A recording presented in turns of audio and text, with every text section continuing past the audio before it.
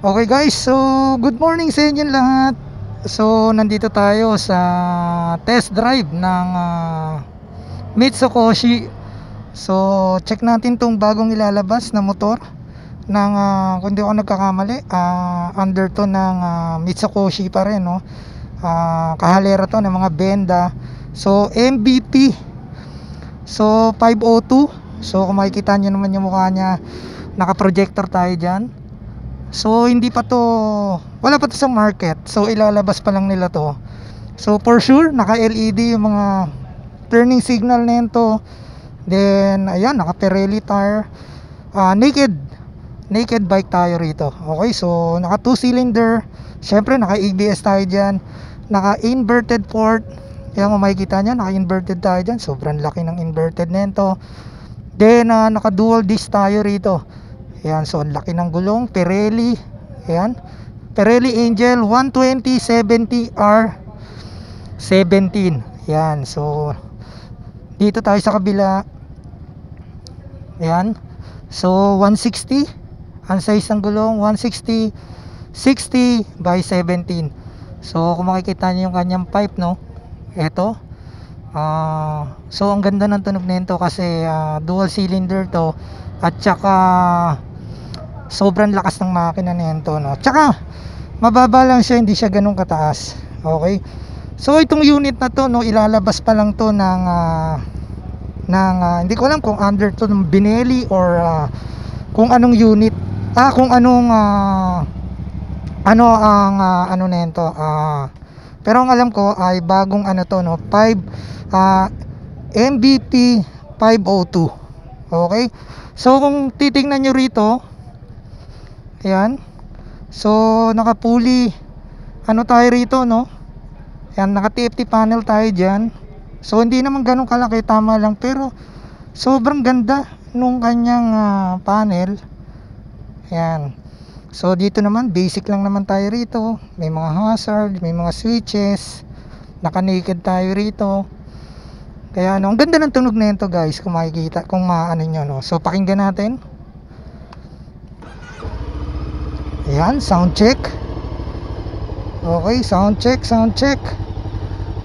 Ayan, so yung full specification nito, ibibigay ko na lang sa inyo pagka nakuha na natin, no? So ayan.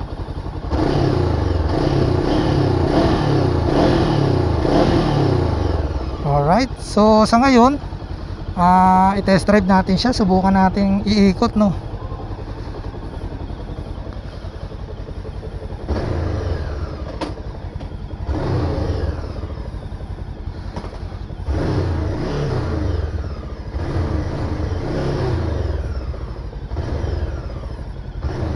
So shoutout, no, nandito sila Sir Ned. Ayan, sila Carlo at saka si Lods Moto. Ayan, shoutout kay Sir Shampoo. Ayan,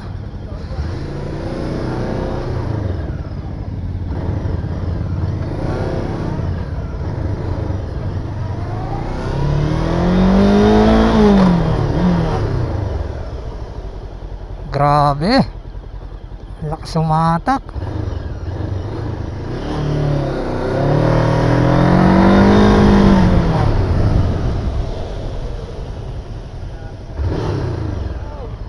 Tama nga. Oo, pwede. Kaya nga eh.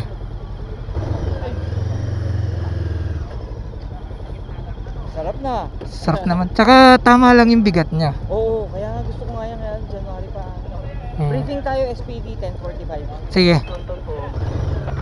Alright. Sa mo to. So isang ikot pa tayo.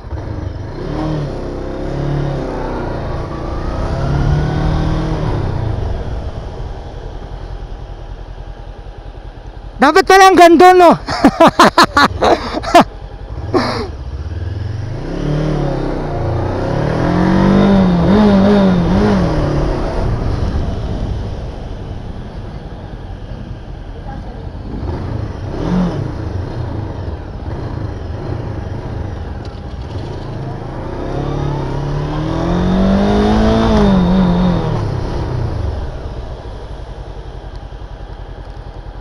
Naka second gear lang eh.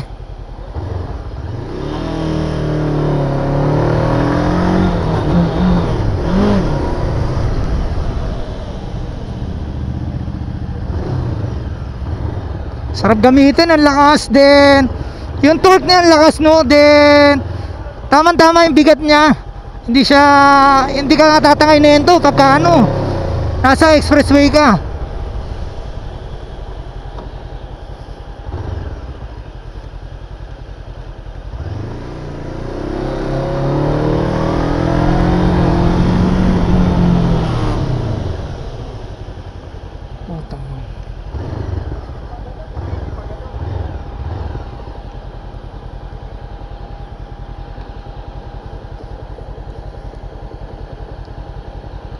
So yun guys, yung napuna natin dito no.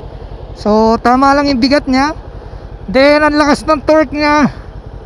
Pag abante, grabe, sobrang ano, yun nga lang, medyo bitin tayo. Pero okay na rin kasi yung arangkada niya, iba talaga no.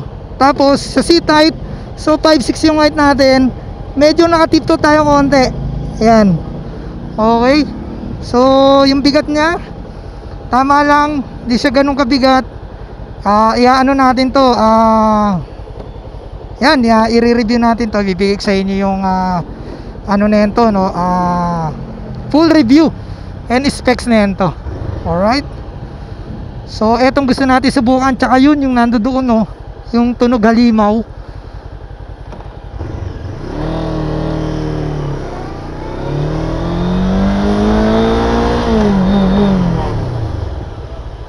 Grabe, bitin ka talaga.